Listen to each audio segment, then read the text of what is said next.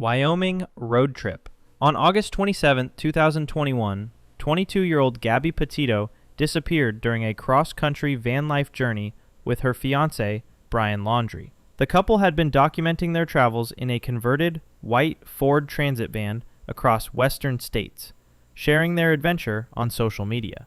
Their trip had begun in July from New York. Gabby's family reported her missing on September 11th after days without contact. Her fiancé had returned to Florida alone on September 1st, driving the van they had shared. He refused to speak with investigators about her whereabouts.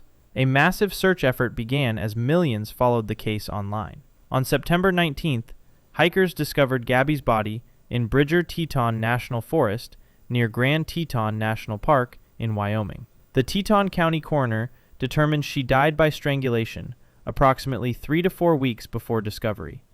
Investigators identified her fiancé as a person of interest, but he vanished from his parents' Florida home. A month-long manhunt ended on October 20th when hikers found Brian Laundrie's remains in a Florida nature reserve. He had died from a self-inflicted gunshot wound. A notebook recovered near his body contained written statements claiming responsibility for Gabby's death. The case prompted nationwide discussions about domestic violence awareness and the realities behind curated social media content. Influencer tragedy. On March 26, 2021, Lee McMillan died by self-inflicted harm in California at age 28. She had built a substantial following documenting her van life journey across North America on YouTube and Instagram. Lee and her former partner Max Bidstrup had spent years converting a van and traveling together from 2016 onwards, creating content that inspired thousands. They broke up in early 2020, and Lee had since been dating Jordan Chu, a fellow van owner. She was living in Santa Barbara, California at the time of her death. Behind the aspirational content, Lee struggled with depression that intensified during the isolation of van life and worsened during the pandemic.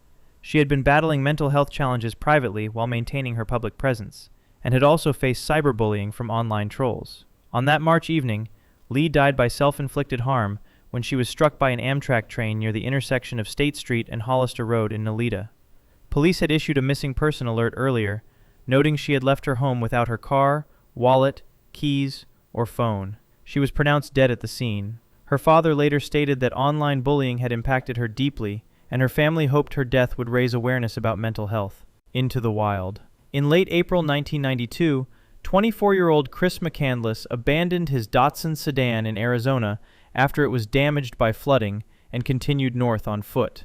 The recent college graduate had been traveling across the western United States, living minimally and seeking authentic experience. He hitchhiked to Alaska with minimal supplies. Chris reached the Stampede Trail outside Healy, Alaska in late April. He discovered an abandoned Fairbanks City bus that hunters used as a shelter, numbered 142, and moved into it. He planned to live off the land, hunting small game and foraging plants. The young man kept detailed journal entries documenting his activities. Throughout early summer, Chris survived on squirrels, birds, and plant matter he identified from guidebooks. However, his hunting success diminished as weeks passed. He attempted to leave in July but found the Teclanica River too swollen with snowmelt to cross safely. Trapped and increasingly malnourished, Chris grew weaker through late July and early August. On August 13th, he took a self-portrait holding a note that read, "I have had a happy life, and thank the Lord. Goodbye, and may God bless all." He marked the next 5 days with numbers and blank lines until he died on approximately August 18th, 1992. Moose hunters discovered his body in the bus on September 6th. The Alaska State Troopers determined starvation as the primary cause, though researchers later theorized he may have been poisoned by consuming wild potato seeds. Detroit winter night. On February 16, 2025, 2 young children died from carbon monoxide poisoning while sleeping in their family's van in Detroit, Michigan. 2-year-old Amila Curry and her 9-year-old brother Darnell were found unresponsive in the vehicle parked outside their home. Temperatures had dropped below freezing overnight, and the family had been running the van's engine for warmth. The children's mother discovered them unconscious early that morning. The family had been experiencing housing instability and periodically used the van as supplemental sleeping space. The engine had been left running throughout the night to provide heat. Emergency responders arrived within minutes. Paramedics attempted resuscitation on both children and rushed them to a nearby hospital. Despite aggressive medical intervention, Both Amila and Darnell were pronounced dead shortly after arrival. Medical examiners determined carbon monoxide poisoning as the cause of death. By the way, if you're enjoying this, I post content like this regularly. I'd appreciate if you subscribed. Investigators found the van's exhaust system had been compromised, allowing deadly fumes to enter the passenger compartment. Detroit police classified the deaths as accidental. New Zealand rental. On April 17, 2023, 3 Singaporean university students died when their rented camper van crashed and caught fire near Geraldine, New Zealand. Sherwin Chong, 21, Yang Xinyue, 21, and Vincent Lim Jiajun, 24, were traveling together during a holiday trip. The National University of Singapore students had been exploring New Zealand's South Island for several days. The crash occurred around 1:03 a.m. on State Highway 79. The camper van crossed the center line on a straight stretch of rural road, colliding with a guardrail near a bridge. The impact caused the vehicle to roll onto its driver's side. At 1:03 a.m., Xinyue made a 911 call reporting the accident. 40 seconds into the call, she reported a fire had started. Emergency services were dispatched immediately, with firefighters arriving at 1:13 a.m. By then, the van was engulfed in flames. The intensity prevented any rescue attempts. All 3 students were found deceased inside. Investigators determined they died from smoke inhalation in the enclosed space. A coroner's investigation concluded the crash resulted from driver fatigue. Vincent had been at the wheel after the group had driven for extended periods with minimal rest.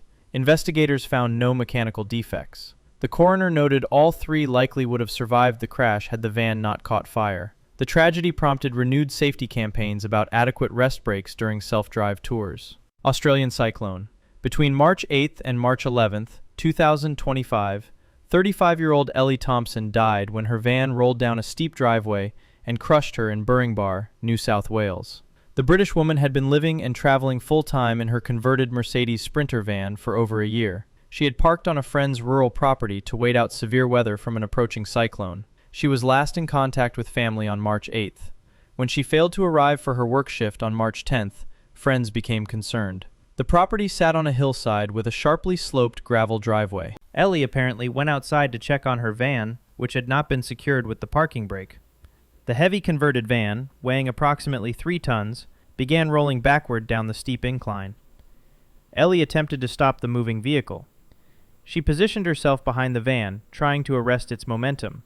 The vehicle continued accelerating and struck her, pinning her against a tree at the bottom of the driveway. Friends went to the house on March 11th and saw her van off the side of the driveway, wedged into overgrown vegetation. Ellie's body was found underneath the vehicle. She was confirmed dead shortly after midday. A post-mortem examination recorded her cause of death as multiple injuries. Police ruled the death accidental, citing the combination of slope, weather conditions, and an unsecured parking brake. Australian rest area. On February 28, 2022, an 88-year-old woman died from carbon monoxide poisoning while sleeping in her camper van at Kahuna RV Rest Area in Victoria, Australia. She had been traveling alone as a full-time nomad, part of Australia's grey nomad community. The experienced traveler had stopped at the designated rest area for the night. The woman used a gas-powered refrigerator in her camper van. The appliance had been modified with a flue extender that required manual placement through a window to ensure proper carbon monoxide escape. Despite clear warnings on the fridge, the woman's body was discovered with the hose still inside the camper van while the fridge was running. Other travelers noticed the woman had not emerged from her van by late morning. Concerned visitors knocked repeatedly with no response. They contacted local police around noon. Officers arrived and found the camper van locked from inside. Police gained entry and discovered the woman deceased in her bed. Paramedics confirmed she had been dead for several hours. Investigators suspected carbon monoxide poisoning based on the gas appliance. An energy-safe investigation determined fatal levels of the gas would have filled the unventilated camper van within 6 hours. The woman was reportedly inside for more than 10 hours. A coroner concluded she either forgot to place the flue through the window or forgot to turn the fridge off. New Forest Festival. On October 12, 2025, Chris and Kaylee Call were found dead in their camper van in the New Forest, England. The married couple, aged 45 and 38, were from Blandford Forum in Dorset. They had attended the New Forest Cider Festival over the weekend, where they operated a stall selling handcrafted copper art, crystals, and jewelry through their business.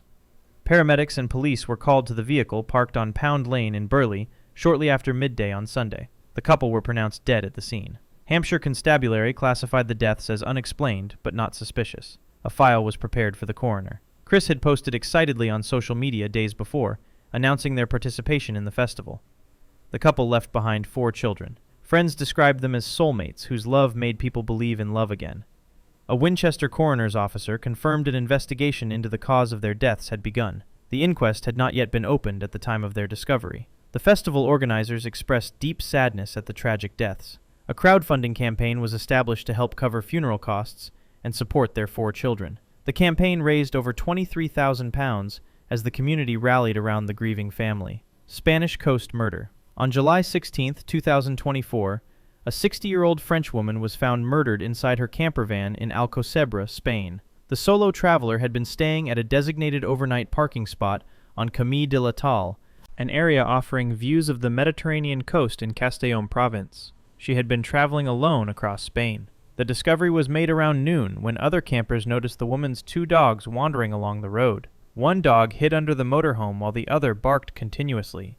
Concerned that a car might hit the dogs, travelers contacted the Policia Local. When officers entered the motorhome, they discovered the French woman dead. She had been stabbed multiple times.